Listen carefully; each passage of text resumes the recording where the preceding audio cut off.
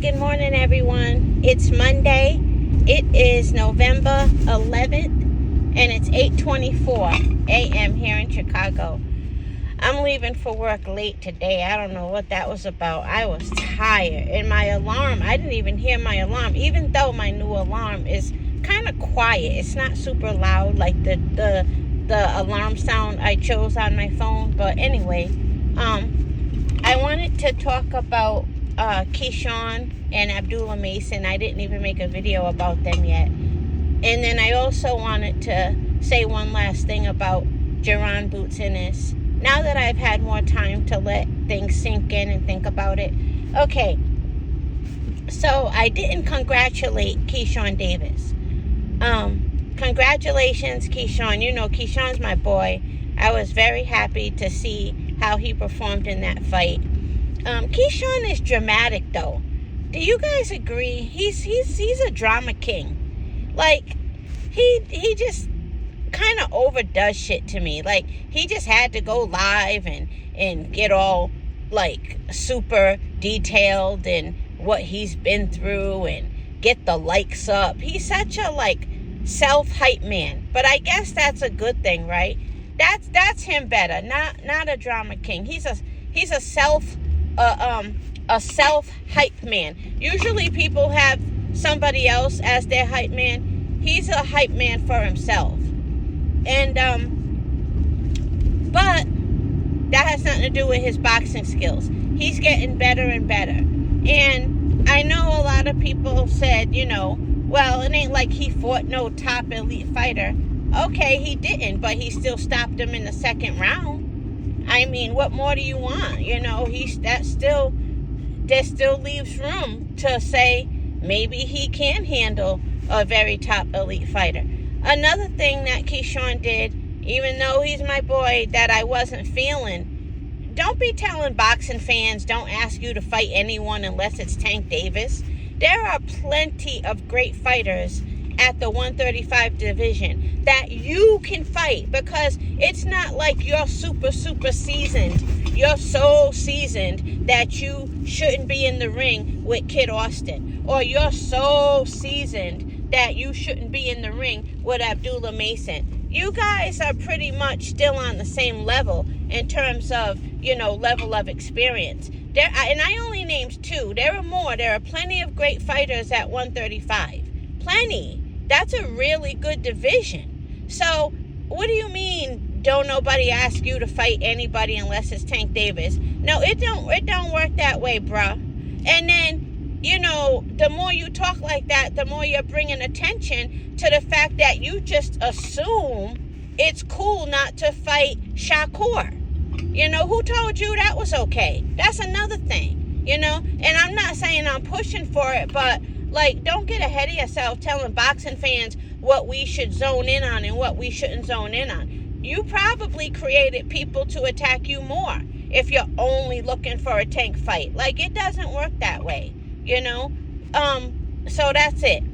And then, I mean, I hate to go there, but you act like you just dropped Shakur 3 times and won by split decision. You know, you beat a guy named Lemos. I mean, you know, who told you it goes Lemos then Tank? You know, I mean, and I don't mean to put Tank in this super great category, because he ain't doing too much better either in terms of a lot of the people he gets in the ring with. But, I mean, he's Tank Davis, you guys. We've seen Tank's power, and we've seen him handle Ryan Garcia's and Frank Martin's. You know, Frank Martin. Is Frank Martin at 135 or 140? Frank Martin is 135. Get in the ring with Frank Martin, dude. Like, no, this ain't no just Tank thing. Don't even try it. But I'm super happy for him. I'm super happy for Virginia.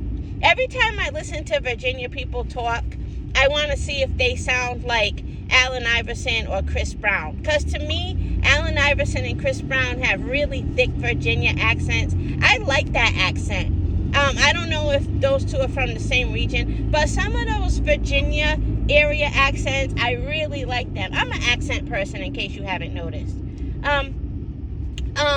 Okay, so with that being said, let's get to Jaron Boots Ennis. Oh wait, I didn't get to Abdullah Mason. Okay, he was outstanding. He was outstanding. I even like the way he gets dropped. He gets dropped. How he managed to do that? He gets dropped on his glove, and so then it looks like he's styling. Like, I don't know. That was funny. I was like, I like the way he gets dropped. It looks stylish. But yeah, he did get dropped, and so he got dropped twice. But he got up and he stopped dude, you know. So, and I was always impressed when Loma did that. When Loma got dropped by Linares, got up and stopped him, you know. So that was very good. That was very good, Abdullah Mason. And I like that Abdullah Mason, the guy who was interviewing Abdullah Mason, I should know his name by now. Anyone in the comments, if you remember who it was who interviewed Abdullah Mason, can you remind me, please? But I like the fact that that interviewer kept asking him until he answered, but what did you learn? What did you learn? Because at first Abdullah Mason was just like, you know, let's go, baby. Prospect of the year, let's go. And the guy was like, that's nice, and I agree, but what did you learn? The interviewer had to push for it at least 2 or 3 times. And it's like, I don't know, like, okay, you want to be prospect of the year, but I feel like he's like, I guess everybody got to change, right? Everybody got to change. And maybe he sees how so many people get cheated out of awards and of the year categories that people should be in. So he's making it known now to consider him, to think about him, and for the boxing fans to think about it and know that he should be at least one of the top 3 for the decision of prospect of the year. You know what I mean? So he probably has his reasons. But he finally did answer what he learned. And he learned to, like, just keep working at it. And then his father was there and his brothers were there. So that was real cool. Abdullah Mason handled his fight very, very well. And I just love it because now he's experienced being down. I didn't think I would ever love something like that, but he has experienced being down. My boy Kid Austin has experienced being down. It's just, I like it, you know, and I'm not trying to act like, oh, now being down is a good thing, but I think it's so great that they've been down, you know, early in their career, you know. I think it's a good thing. And hey, Tank still hasn't been down, you guys. Tank still has not been down. Has Tank ever even been rocked? Maybe when he had that one hand situation going on. Man, as much as I'd love to attack stupid shit that Tank does, Tank is the man. And a lot of those guys, they want him, which is so good that they want him. They're not ducking him. And Tank, you know, he got that shitty attitude, so the more people want to fight him, it seems like the more they won't get a chance. He's still a troll. He's still a big-time troll. But, man, that man can fight. And he got all that power, too. Get out of here. And then Shakur is my favorite in that division. Okay, so I said all of that. Now let's get to Jaron Boots Ennis.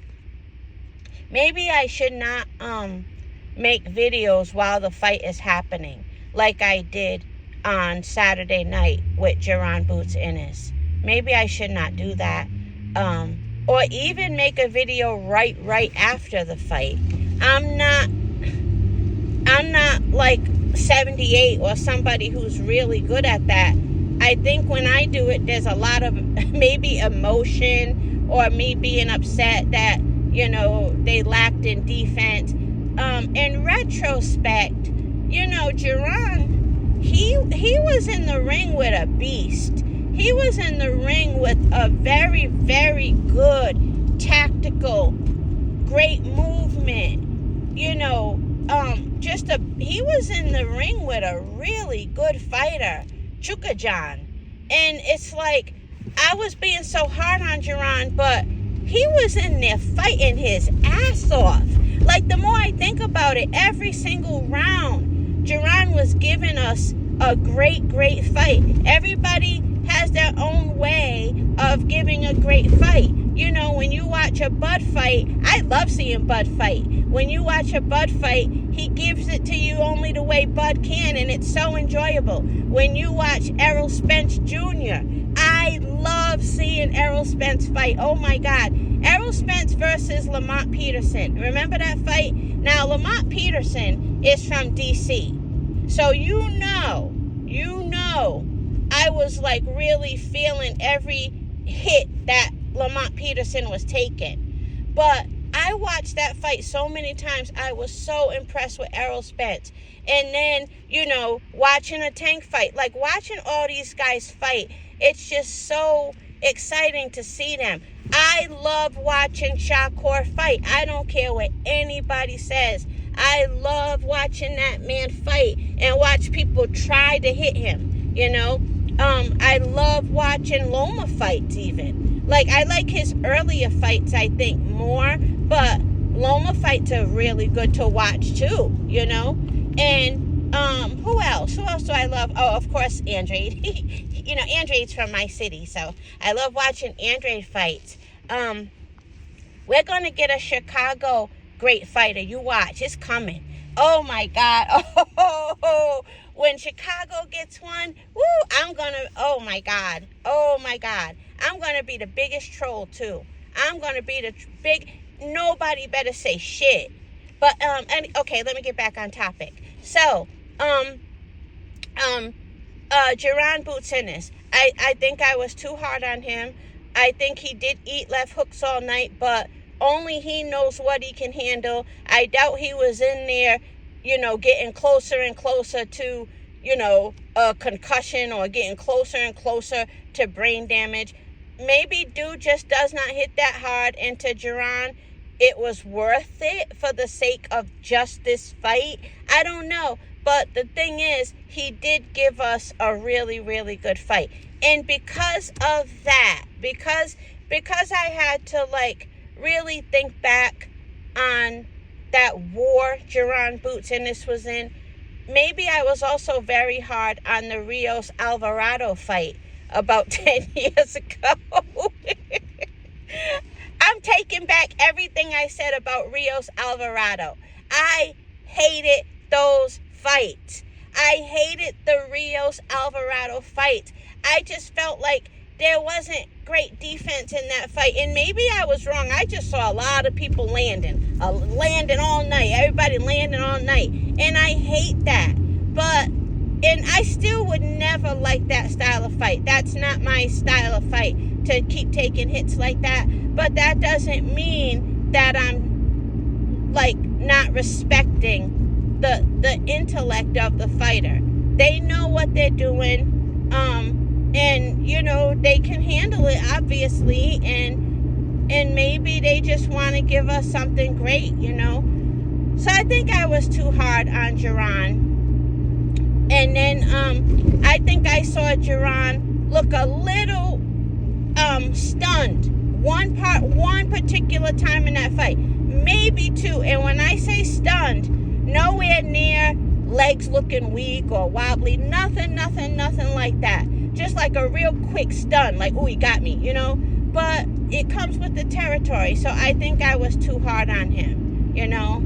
I think I was too hard on him. And Gary Antoine Russell, his last fight, I don't care what anybody thinks. I think he edged that fight out for a win. I think Gary Antoine edged that fight out for a win.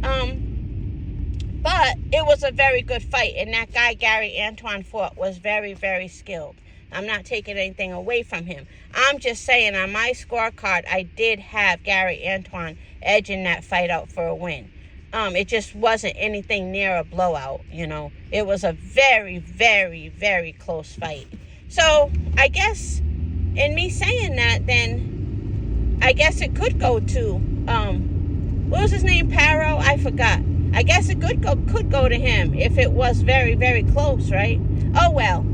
But my boy Gary Antoine will be back too. Anyway, that's all. Have a good day, everyone.